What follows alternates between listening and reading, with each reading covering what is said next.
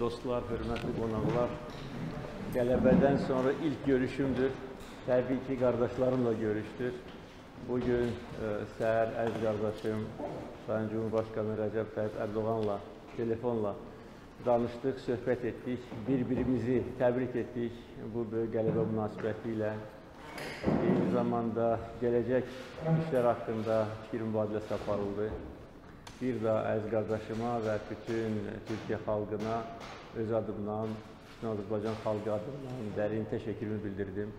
Bu dəstəyə görə, həmrəyliyə, dayanışmaya görə bütün bu 44 gün ərzində qardaş Türkiyənin dəstəyini hər an biz hiss edirdik. Bütün Azərbaycan xalqı hiss edirdi. Və dünən artıq bəyanatın imzalamasından sonra Türk televizyonlarında müşahidə olan mənzərə çox ürəkçandır. Bizim Türk qardaşlarımız bu qələbəyə öz qələbəsi kimi sevinirdilər. Zaten bu belədir. Bu bizim müştərək qələbəmizdir. Türkiyə-Azərbaycan birliyinin təsdiqidir. Və bugün bu birlik tarixdə bəlkə də ən yüksək səviyyədədir. Və bütün bu günlər ərzində həm Türkiyə vəzifəli şəxslər tərəfindən məclis üzvləri, nazirlər, ictimai fəallar, mətbuat, geniş ictimaiyyət, bütün bizim qardaşlarımız çox böyük dəstək oldular bizə.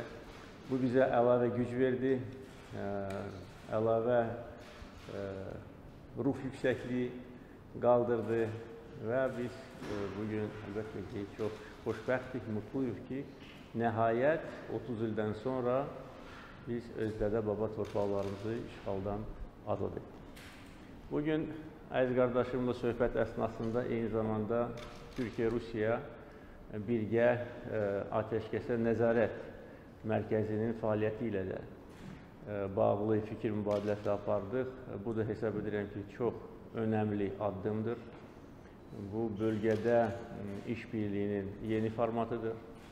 Zaten biz bunu hər zaman istəyirdik ki, Türkiyə və Rusiya Ermənistan-Azərbaycan Dağlıq Qarabağ münaqişəsində bərabər səviyyədə rol alsınlar və bugün buna biz nail olduq. Bu mərkəzin gələcək fəaliyyəti ilə əlaqədar bugün də sizinlə danışacağıq və Rusiya həmkarlarımızla danışacağıq ki, qısa müddət ərzində bu mərkəz yaradılsın. Çünki erməni silahlı qüvvələrinin torpaqlarımızdan çıxarılmasının artıq təqvimi var, cədvəli var və bu ayın sonuna qədər onlar bütün torpaqlardan, hələ də işğal altında olan torpaqlardan çəkilməlidirlər. Beləliklə, bu mərkəzin qısa bir zaman içərisində yaradılmasında çox böyük fayda var. Bir də xoş gəlmişsiniz, öz doğma evinizə xoş gəlmişsiniz.